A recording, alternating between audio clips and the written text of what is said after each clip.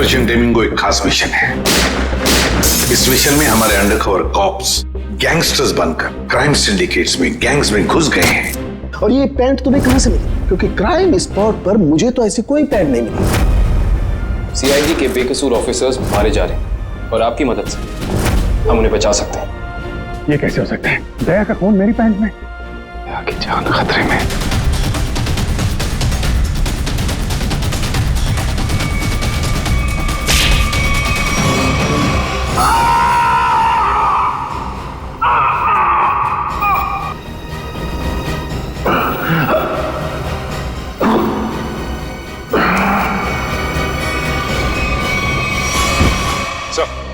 शहर में जितने भी चेक नाके हर जगह पता किया, ना ही एसीपी सर का पता लगा और ना ही दया सर का।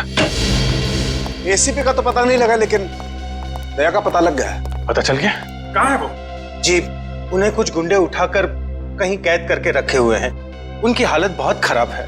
ये डॉक्टर प्रमोद, गुंडे ने जबरदस्ती उठा करके ले गए थे। एक्चुअली दया की पीठ में गोली लगी थी जो गुंडों ने इनसे निकलवाई थी। दया सर को गोली लगी थी? अभी दया कैसा है? खतरे से बाहर है? कुछ कह नहीं सकते। मैंने गोली तो निकाल ली है, पर वहां का माहौल जिस तरह का है, किसी भी मरीज के लिए वो ठीक नहीं है। आपको कुछ तो याद होगा डॉक्टर साहब, कहाँ है उन गुंडों का अड्डा? उन्होंने मेरी आंखों पर पट्टी बांधी हुई थी तो मैं कुछ देख नहीं सका। वहां जाने के बाद तो पट्टी खोली होगी ना? वहां पे देखा होगा उनको? उनके चेहरे याद हैं आपको? जी, चेहरा देखा हुआ है। Very good. पंकज, इसके जाट को बुलाओ जल्दी से।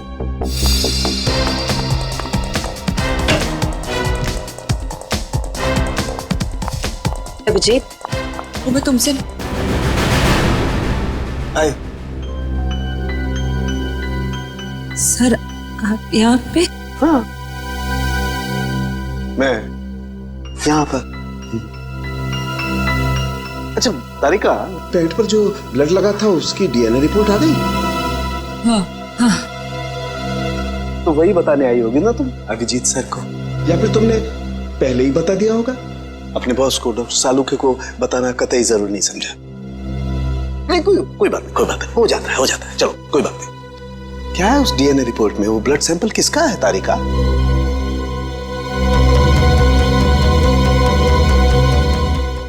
दया का। दया का। अच्छा, वो पेंट जिस पर ये ब्लड था, वो पेंट किसकी?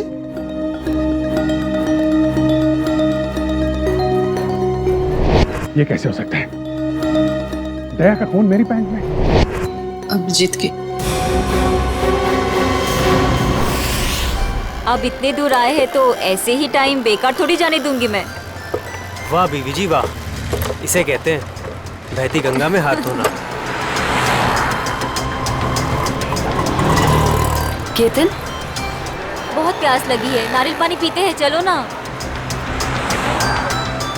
केतन, अरे नहीं, क्यों? चलो ना प्लीज। केतन, बाकी शॉपिंग ना किसी और दिन करते हैं, चलो घर चलते हैं। नहीं, मुझे अभी शॉपिंग किसी और दिन। क्यों? समझो ना यार, मेरा पेट खराब है, प्लीज। नहीं अभी समझा करो, मैं कह रही हूँ ना अभी। चलते हैं, प्लीज मानो बात। केतन, कहाँ थे तुम केतन? कौन है ये? मुझे क्या पता, मैं इन्हें नहीं जानता। तुम मुझे नहीं जानते? अपनी सिमी को नहीं जानते केतन? देखिए बहन जी, आपको कोई गलतफहमी हो गई है। ये केतन नहीं है, ये मेरे पति जय है। मुझे अपने पति को पहचानने में कोई गलतफहमी नहीं हुई। ये मेरे केतन हैं। शायद आपके पति की शक्ल मेरे से मिलती होगी। मेरा नाम तो जय है, जय धनकिशोर। ये देखिए मेरा ड्राइविंग लाइसेंस। तुम पुलिस वालों के लिए ड्राइविंग लाइसेंस झूठे बनाना बहुत आसान है, मैं सब जानती हूँ, पर तुम ऐसा क्यों कर रहे हो? पुलिस? बहन जी, ये पुलिस में नहीं है, ये तो मार्केटिंग मैनेजर है। ये मार्केटिंग मैनेजर नहीं, मेरे पति हैं, एक पुलिस ऑफिसर। 6 साल पहले केस की ड्यूटी के लिए गए थे और आज तक वापस नहीं लौटे। 6 साल पहले? हाँ। आपकी शादी कब हुई? 5 साल पहले।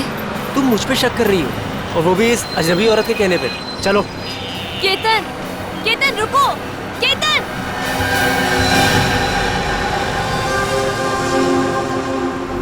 अभिजीत की पैंट पर दया का खून। 3 बार टेस्ट करवाया गया लेकिन नतीजा वही। और इसीलिए तुमने वो पैंट चुपचाप तारिका को दे दी, क्योंकि तुम्हें मालूम था कि उस पैंट पर दया का खून लगा हुआ है। अगर मुझे पता होता कि मेरी पैंट पे दया का खून है तो मैं उसे टेस्ट करने के लिए देता ही क्यों?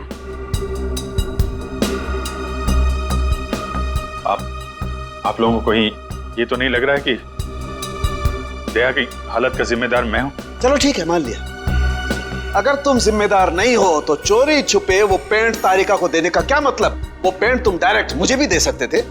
दे सकता था सर, लेकिन आपकी आंखों पे मेरी खिलाफत का चश्मा चढ़ा रहता है।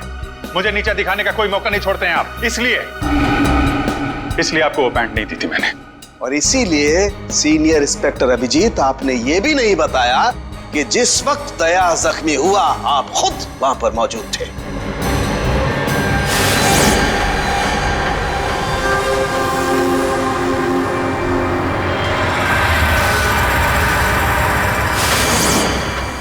बता देता, अगर मुझे याद होता तो।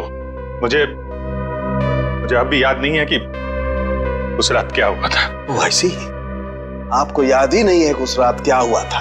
सालुंके साहब, हम लोग अभिजीत सर और दया सर की दोस्ती की कस्में खाते हैं और आप उन पे इतने गंदे इल्जाम लगा रहे हैं। हाँ सर, अभिजीत सर अपनी जान दे देंगे लेकिन दया सर पे खरोच नहीं आने देंगे।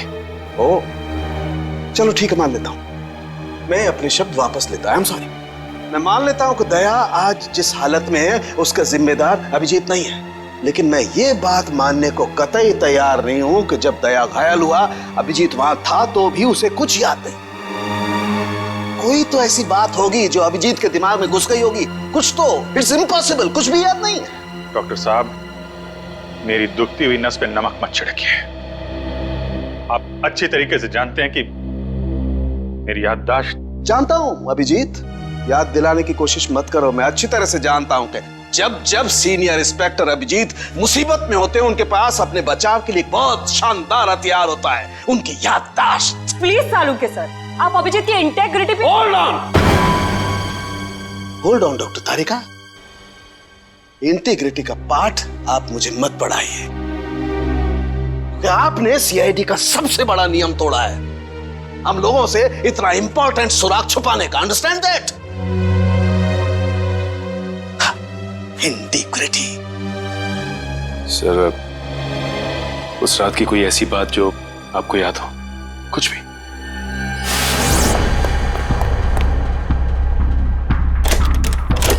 मैं तेजा के पीछे भाग रहा था, वो भाग के गाड़ी में बैठ गया और फिर किसी ने उसे गोली मार दी और गाड़ी से बाहर फेंक दिया।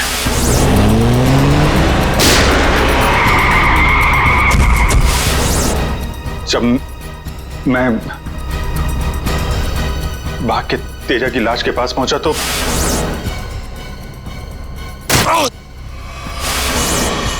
किसी ने मेरे गर्दन के पीछे कुछ सुई जैसी फिर मैं बेहोश हो गया और दूसरे दिन जब आंख खुली तो मैंने पाया कि मैं एक सड़क के ऊपर गिरा पड़ा। इस बीच क्या हुआ मुझे कुछ याद नहीं, मुझे कुछ याद। ठीक है, कोई बात नहीं। उस रात एग्जैक्टली क्या हुआ था ये पता चल जाएगा इस गोली के जरिए। ये वो गोली है जो दया की पीठ में से निकाली थी डॉक्टर प्रमोद ने, और इस गोली की बैलिस्टिक रिपोर्ट से पता चल जाएगा कि दरअसल ये गोली किसकी गन से चली है। Tarika, come with me. Doctor Pramod, एक मिनट। आपको स्केच बनवाने हैं और मुझे आपसे कुछ सवालों का जवाब चाहिए। जी पूछिए। डॉक्टर साहब, आपको उन गुंडों ने कहां से किडनैप किया था? प्रताप नगर से। और फिर आपकी आंखों पे पट्टी बांध दी थी? जी, और उसके बाद गाड़ी में बिठाकर उनके अड्डे तक लेकर गए। अड्डे तक पहुंचने में आपको कितना टाइम लगा होगा, कुछ याद है आपको? 40-45 मिनट। 40-45 मिनट। कितने बजे की बात है ये? रात के तकरीबन 10:30 बजे की। 10:30 बजे रात? उस वक्त तो प्रताप नगर में ज्यादा ट्रैफिक नहीं होता है, सड़कें खाली रहती है। श्रेया, शहर का मैप लेकर आओ और उन सभी जगहों की लिस्ट बनाओ जहां पे प्रताप नगर से 45 मिनट में पहुंचा जा सकता है। श्रेया, क्या बात है? शहर का मैप लेकर आओ जल्दी। सॉरी सर, मेरी तबीयत कुछ ठीक नहीं लग रही। एक्सक्यूज मी।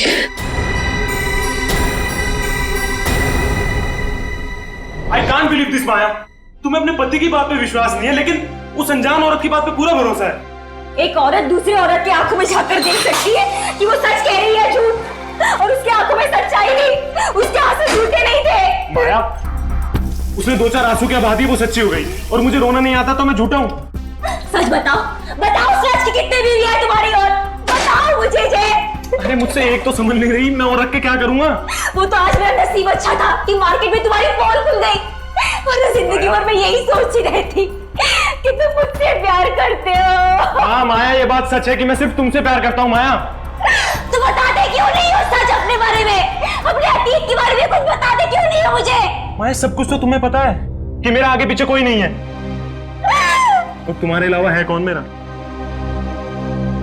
और तुम्हारा काम पुलिस में हो या मार्केटिंग मैनेजर हो? मार्केटिंग? माया, सब झूठ। मुझे तुम्हारे ऑफिस जाना है, बस आई डोंट केयर, मुझे तुम्हारे ऑफिस जाना है। ठीक है, ऑफिस जाना है, मैं तुम्हें अगले हफ्ते अपने ऑफिस लेके चलूंगा। खुश? क्यों अगले हफ्ते क्यों? हाँ, तो कल क्यों नहीं? बल्कि मैं कहती हूँ कल नहीं, मुझे आज अभी इसी वक्त तुम्हारे ऑफिस जाना है। शक्की भी एक हाथ होती है यार।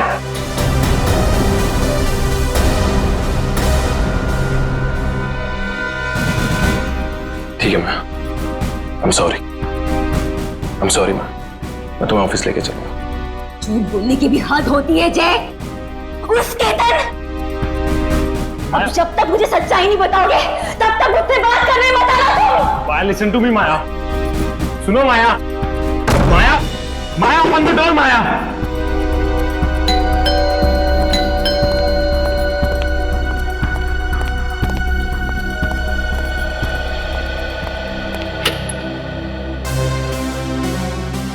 आप?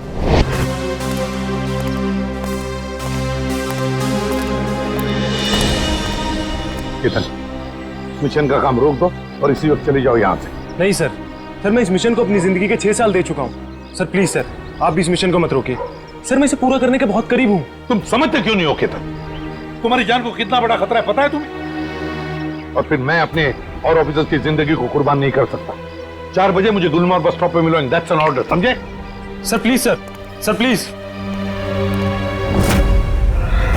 सर कुल मिला के 4 ऐसे इलाके हैं जो प्रताप नगर से 45 मिनट की दूरी पे है।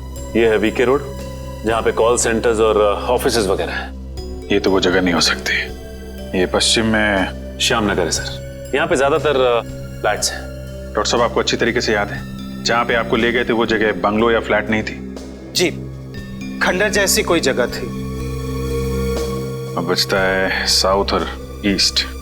ये साउथ में चित्रकूट नगर है और ईस्ट में विद्याधर नगर। चित्रकूट नगर में तो बहुत सारी दुकानें वगैरह हैं, और विद्याधर नगर यहाँ पे बहुत सारे स्टूडियोज हैं, फिल्म की शूटिंग होती रहती है। अरे श्रेया, अब कैसी तबीयत है तुम्हारी? मैं ठीक हूँ सर, थैंक यू। श्रेया, चाहो तो तुम घर चली जाओ और आराम कर लो, तब तक हम लोग ये सब पता लगाते हैं। नहीं सर, जब तक दया सर और एसीपी सर का पता नहीं चल जाता मुझे चैन नहीं मिलेगा। ओके ठीक है, मतलब दया या तो विद्याधर नगर में है या फिर चित्रकूट नगर में है। डॉक्टर साहब, आपको जहां ले गए थे आसपास से कुछ आवाजें आ रही थी, आपने कुछ सुना था वहां पे? हाँ, एक गाना था जो बार बार सुनाई दे रहा था। ये कहिए कि हर आधे घंटे के बाद वही गाना बज रहा था। इसका मतलब आसपास कहीं फिल्म की शूटिंग चल रही थी, मतलब Vidyadhar Nagar. Vidyadhar Nagar, correct. Film studios वहीं पे है। ये पता लगाओ कि विद्याधर नगर में वो कौन सा स्टूडियो है जहां पे इस गाने की शूटिंग हो रही थी। उठ जाग मुसाफिर भोर भई, अब रहन कहाँ जोर सोवत है। ओले ओले ओले ओले ओले दया बेटा, उठ जा उठ जा उठ जा उठ जा। सुबह हो गई, स्कूल जाने का टाइम हो गया। अच्छे बच्चे नहीं सोते, उठ जा उठ जा उठ जा। कौन हो तुम लोग? सीआईडी के दुश्मन और मुजरिमों के दोस्त। देखो देखो देखो देखो देखो देखो कैसे तड़प रहा है पिंजरे में बंद शेर की तरह। एक बार जंजीरें खोल दे, फिर देख तुम लोगों का क्या हाल करता हूं मैं। ना ना ना ना ना ना, हमें मरना है क्या शेर से पंगा लेके? अरे हम तो बस इतना बताने आए थे कि तुम्हारे साथ साथ अब तुम्हारी पूरी सीआईडी टीम का सर्वनाश होने वाला है। सर्वनाश। चुप! बहुत देखे तुम जैसे सीआईडी का सर्वनाश करने वाले। आज वो लोग कहाँ हैं किसी को पता नहीं। तुम हमें इतना मूर्ख और कमजोर मत समझो, क्योंकि हमारा बॉस इतना चालाक है कि सीआईडी के पूर्वज भी उस तक पहुंच नहीं पाएंगे। एक बात सुन, अपने बॉस से कह दे कि उल्टी गिनती अब शुरू कर दे। वो नहीं बचेगा, नहीं बचेगा वो। क्या बात है यार, तुम सीआईडी वालों की यही अदा हमें बहुत पसंद है। मौत के मुंह में बैठ के भी डायलॉग मारना नहीं छोड़ते। दया, तुमसे मिलकर बहुत अच्छा लगा। अलविदा।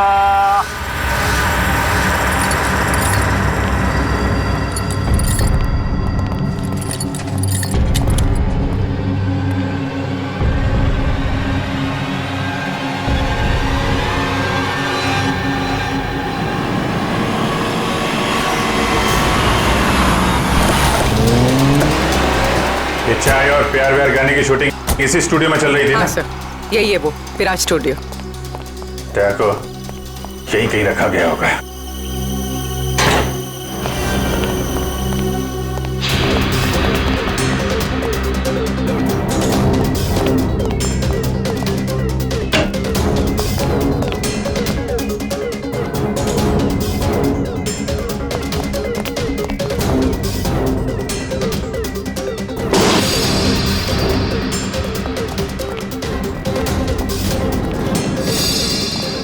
इतना सारा खून? मतलब सर, दया सर यहीं पे थे? ये जंजीरें, इन जंजीरों से बांध के रखा गया था मेरे दोस्त को। एक बार ये भेड़िए मिल जाए। सर, ये चाय का ग्लास मिला है। चाय अभी तक गर्म है सर। चाय गर्म है, इसका मतलब वो लोग ज्यादा दूर नहीं गए होंगे।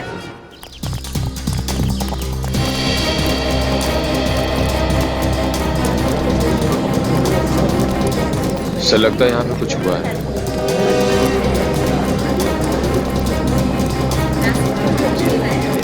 हटिए प्लीज, साइड दीजिए प्लीज, हम लोग सीआईडी से।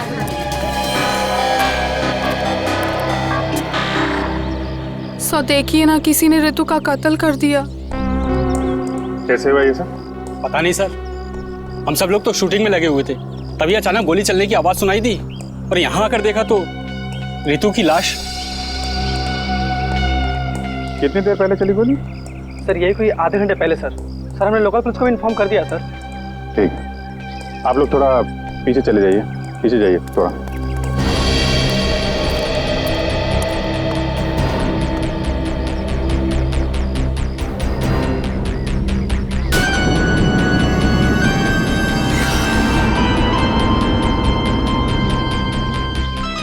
एग्जिट गुंडा है माथे पे। गोली लगी होगी तो 2-3 सेकंड में बेचारी मर गई होगी। गोली लगी और आर पार। जरा चेक करो आसपास, देखो गोली इस डायरेक्शन में कहीं मिलती है क्या?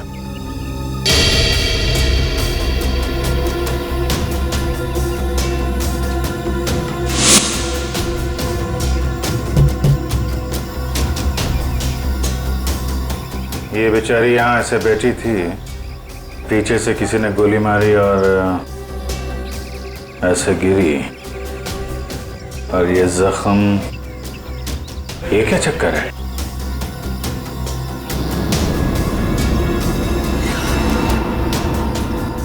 विग पहनी हुई थी इसने।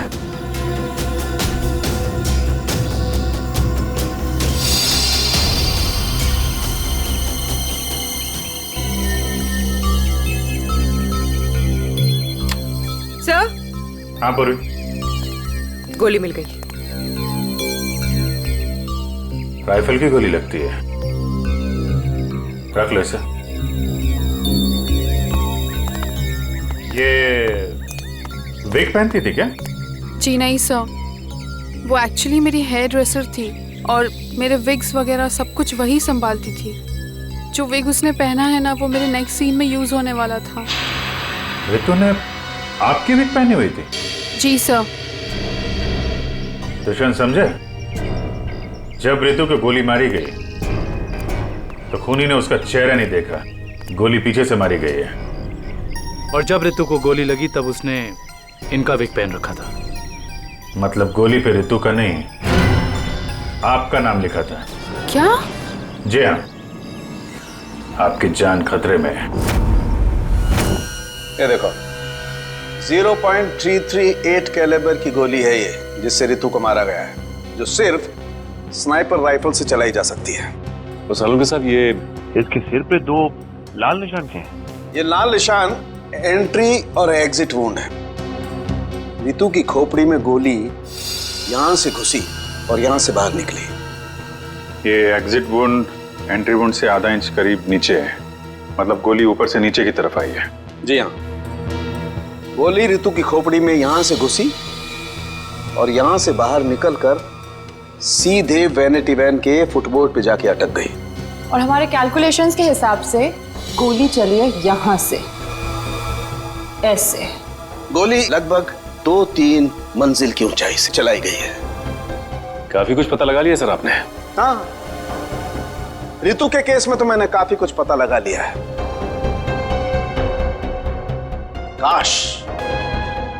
काश मैं ये भी पता लगा पाता कि दया और हमारे बाकी अंडरकवर ऑफिसर्स के साथ क्या हुआ था।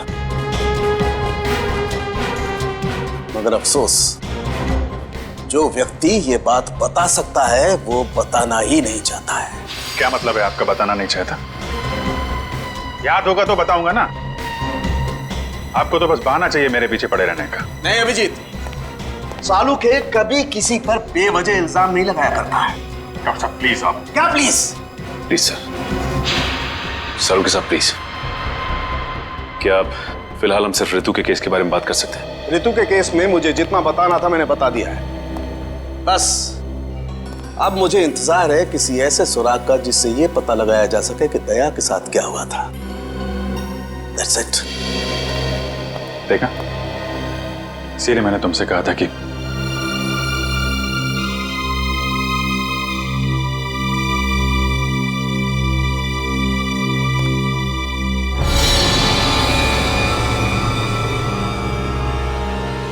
Sharp shooter.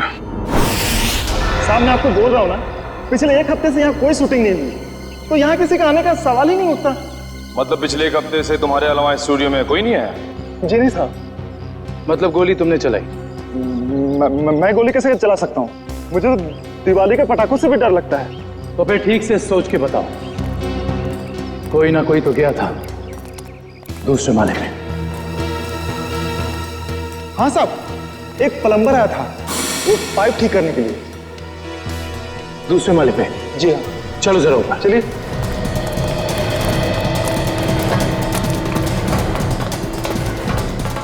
किस तरफ? ये साइड।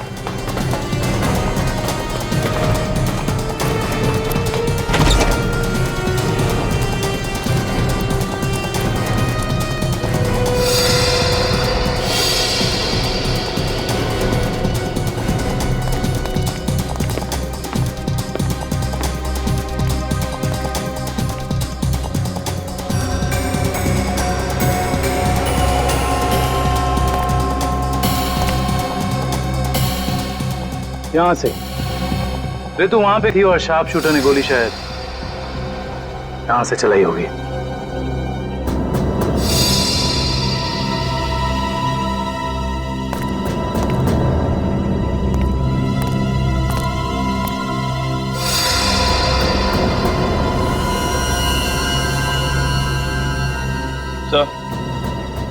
सलवानिया पर गोली ही चलाई गई है। गिरा उस गोली का शेल। तुम साहब, साहब इसमें मेरा कोई दोस्त नहीं है साहब। साहब प्लीज मेरी शिकायत मत करना साहब, नहीं तो मेरी नौकरी चली जाएगी साहब, प्लीज। फिक्र मत करो। अच्छा ये बताओ कि उस प्लम्बर का चेहरा देखा था तुमने? स्केच बनवा सकते हो? साहब वो क्या है ना कि मुझे बिना चश्मा का ठीक से दिखाई नहीं देता, और वो जिस वक्त आया उस समय मेरा चश्मा कहीं खो गया था और मैं इसी चश्मे को ही ढूंढ रहा था। इस लावण्य का कोई ना कोई दुश्मन तो जरूर है, वरना कोई उसे मारने की कोशिश क्यों करता? इस लावण्य की कुंडली निकाली है सर। इसकी किसी से कोई भी दुश्मनी नहीं थी। हाँ सर, उसकी फिल्में फ्लॉप हो रही थी, तो ऐसा भी नहीं था कि किसी दूसरी हीरोइन ने ईर्ष्या से या जलन से उसे मरवाने की कोशिश की हो। लावण्य ज्यादा अमीर भी नहीं थी, तो पैसों के लिए भी हमला होगा ऐसा लगता नहीं है। सर हो सकता है वाकई में ये गोली ऋतु के लिए चली हो, लावण्य के लिए नहीं। ऋतु के बारे में तुम लोगों ने इन्फॉर्मेशन निकाली है ना? हाँ सर, ऋतु की भी किसी से कोई दुश्मनी नहीं थी। कोई ना कोई तो ऐसी बात है जो हमारी निगाह से छुपी हुई है। लावण्य के बारे में जितने भी आर्टिकल्स वगैरह है ना, इनमें कोई ना कोई ऐसी बात हमें मिलेगी जो उस जानलेवा हमले से जुड़ी हुई है। सर ये 3 दिन पुराना पेपर है। इसमें न्यूज़ है कि लावण्य का सामान चोरी हुआ था ब्लू ईव रिजॉर्ट से। लावण्य के सामान की चोरी ब्लू ईव रिसॉर्ट?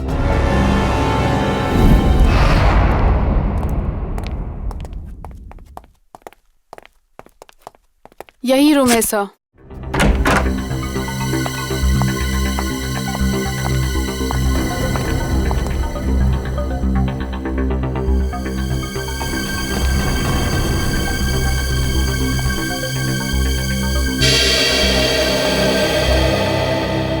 इसी कमरे से आपके सामान की चोरी हुई थी? जी हाँ सर, पर कुछ खास सामान नहीं था, यही कुछ 1,500-2 हज़ार रुपए और नकली ज्वेलरी। और पुलिस को कोई सुराग नहीं मिला यहाँ से? नहीं सर। पर चोर अंदर आया कहाँ से होगा? खिड़की से, एसी डक्ट से, या फिर दरवाजे से आया था। पुलिस के मुताबिक उसने चाबी का इस्तेमाल किया था अंदर आने के लिए। और ये कमरे की चाबी किस किस के पास थी? एक मेरे पास और एक इन लोगों के पास। तो मतलब होटल के किसी अंदर वाले का भी काम हो सकता है ये? मैडम आप कैसी बातें कर रही है? 15 साल पुराना होटल है हमारा। हमने पूरी ईमानदारी और मेहनत से इसकी गुडविल बनाई है, और हमारे होटल का कोई आदमी ऐसा नहीं कर सकता। या तो ये काम किसी होटल वाले ने किया है, या फिर किसी बाहर वाले ने चाबी चुरा कर उसकी डुप्लीकेट चाबी बनवा ली है। और इन दोनों ही सिचुएशंस में आपका होटल जिम्मेदार है, समझे आप? रहने भी दीजिए ना सर, कहाँ इन छोटे मोटे सामान के लिए आप इन लोगों को परेशान कर रहे हो? लावण्य जी, हम ये पूरी कार्रवाई आपके सामान के लिए नहीं, बल्कि उस आदमी को पकड़ने के लिए कर रहे हैं जिससे आपकी जान को खतरा है। क्योंकि हमें लगता है इस चोरी का संबंध आपके ऊपर हुए जानलेवा हमले से हो सकता है। इसलिए जरा ठीक से याद करके बताइए, और कोई खास सामान या कोई कीमती चीज जो चोरी हुई थी?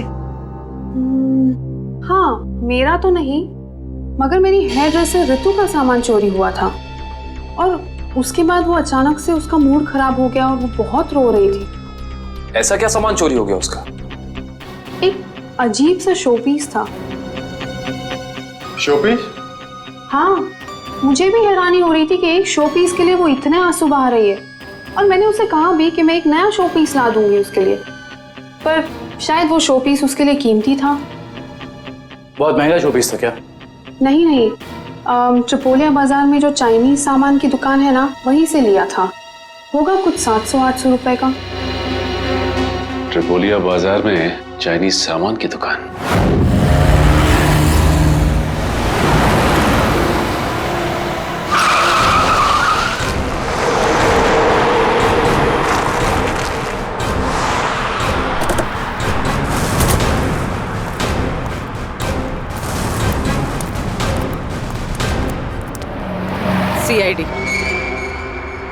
सीआईडी? एक खून के सिलसिले में आपसे पूछताछ कर रही हूँ। खून? किसका खून हो गया है? ये ऋतु हैं, फिल्म इंडस्ट्री में हेयर ड्रेसर का काम करती हैं। कुछ याद आया?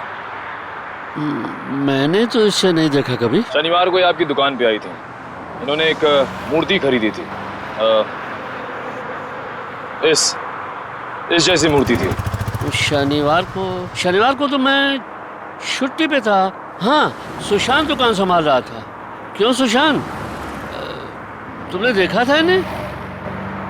हो सकता है यो, शनिवार का दिन बहुत बिजी दिन होता है ना, बहुत से लोग आते हैं। कुछ याद नहीं आ रहा। अच्छा जरा वो मूर्ति दिखाना। वो वाली भी।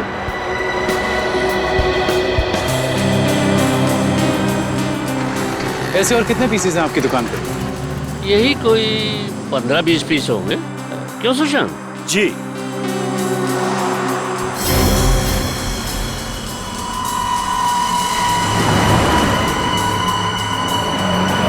ये इन 2 बॉक्सेस पे ये क्रॉस के निशान क्यों लगे? अरे वो तो डिफेक्टिव पीस है, इन्हें फैक्ट्री वापस भेजना है, किसी काम के नहीं आपके। वो अभी पता चल जाएगा। दिखाओ इधर, दिखाओ।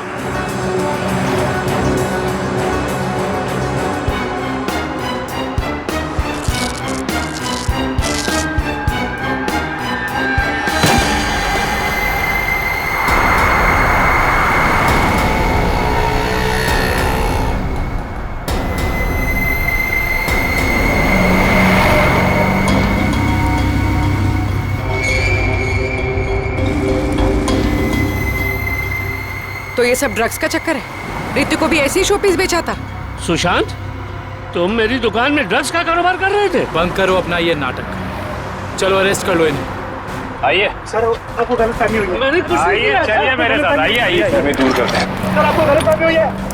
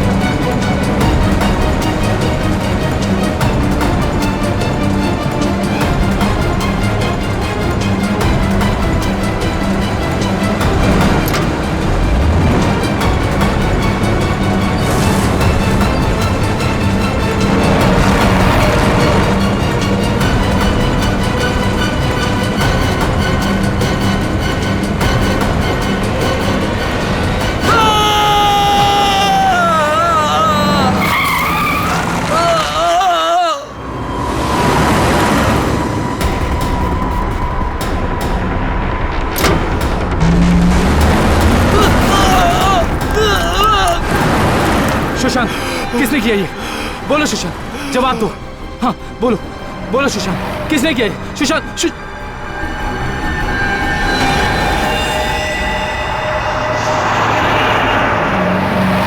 He is dead. सर इतना तो तय है, रितु की मौत का संबंध इस ड्रग्स की तस्करी से है। हाँ पूर्वी, मगर इस ड्रग्स के रैकेट के पीछे है कौन?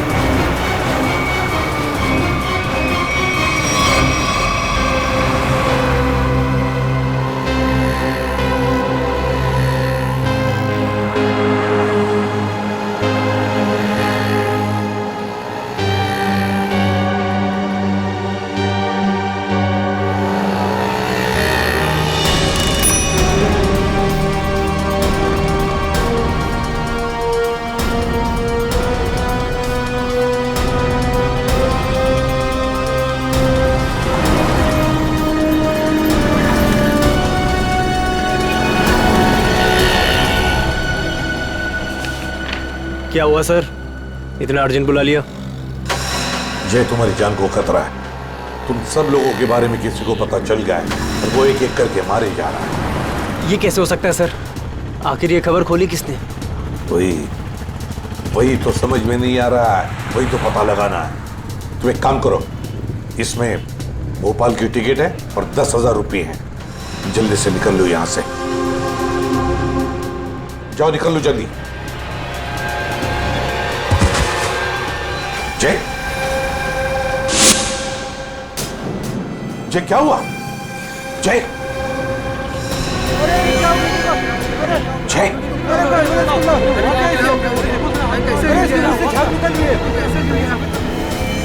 My God.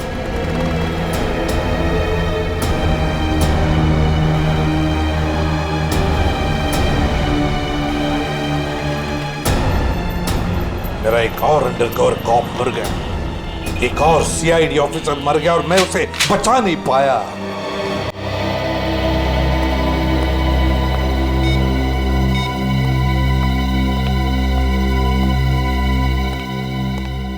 सर का फोन क्यों नहीं लग रहा है? श्रेया, दया सर भी वापस आ जाएंगे जैसे अभिजीत सर वापस आ गए। सर कैसे वापस आ जाएंगे? हमें ये भी नहीं मालूम कि दया सर कहाँ है। सर ना दया सर का पता लग रहा है, ना ही एसीपी सर का। श्रेया, वो लोग सीआईडी ऑफिसर्स हैं, हजारों बार ऐसे तूफान से गुजर चुके हैं। जहां भी होंगे बिल्कुल ठीक ठाक होंगे वो लोग। सर आप ऐसा कैसे कह सकते हैं? आपने खून देखा था ना, कितना सारा खून पड़ा हुआ था वहां पे। और वो गोली जो दया सर की बॉडी से निकली हुई थी। हाँ श्रेया, मैंने सब कुछ देखा, लेकिन इसका मतलब ये तो नहीं कि सीआईडी ऑफिसर्स नहीं मरते। सर सर आप ठीक तो है ना सर? सर कल से आपका फोन नहीं लग रहा था। हाँ, मैं किसी जरूरी काम में उलझ गया था। कोई टॉप सीक्रेट काम था जो किसी को भी बता नहीं सकता था, तुम लोगों को भी नहीं। सर वो क्या? सर दया सर का कुछ पता नहीं चल पा रहा है। दया सर का कुछ पता नहीं है मतलब? सर दया सर गायब है। तो गया कहाँ वो? पता नहीं सर, उनका फोन भी नहीं लग रहा है। और सर उन्हें गोली भी लगी है। दया को गोली लगी है? एक मिनट, ये सब तुम लोगों को कैसे पता? सर अब सालुंके साहब बता रहे थे कि दया सर की बॉडी से एक डॉक्टर ने गोली निकाली और चुपके से लाके उनको दी। दया की बॉडी में से गोली निकालकर उसने सालुंके को भेज दी गोली। अभिजीत कहाँ है? सर अभिजीत सर भी गायब थे, अभी 3 घंटे पहले वापस आए। और तो और सर, अभिजीत सर की पैंट पे दया सर का खून लगा हुआ था। अभिजीत गायब था, 3 घंटे पहले वापस आया और उसके पैंट के ऊपर दया का खून। और उन्हें कुछ याद नहीं है सर। और उन्हें कुछ याद नहीं। फिर वही बात। ये अभिजीत जब भी कभी मुसीबत में पड़ता है, इसकी याददाश्त चली जाती है। ये हो क्या रहा है सीआईडी में? हमारे 3 अंडरकवर ऑफिसर्स मारे गए, उनके बारे में मेरे अलावा और किसी को भी कुछ भी पता नहीं था। फिर भी उनके नाम भी पता चल गए बाहर। कैसे? सर अगर ये बात सिर्फ आपको पता थी तो फिर? वही तो मैं कह रहा हूं सचिन, वही समझ में नहीं आ रहा है। ये सब हुआ कैसे हो रहा है ये? इसका एक ही मतलब है सचिन, हमारे बीच में कोई तो है जो हमसे गद्दारी कर रहा है। कोई गद्दार है। और सर एक बात और, एक हेयर ड्रेसर का खून हो गया सर। Hairdresser? हाँ सर, शूटिंग के दौरान उसका खून हुआ। सर लगता है ये खून ड्रग्स की वजह से हुआ है। और सर छानबीन के दौरान एक आदमी तक पहुंचे भी, लेकिन बाद में वो भी मारा गया। और सर उसकी जेब से हमें ये कागज मिला है सर, इसके ऊपर कुछ नंबर्स लिखे हुए हैं। 185637245 183567234 सचिन, ये कोई सेल फोन नंबर या फिर टेलीफोन नंबर्स भी नहीं हो सकते। ये नंबर्स कुछ और ही है।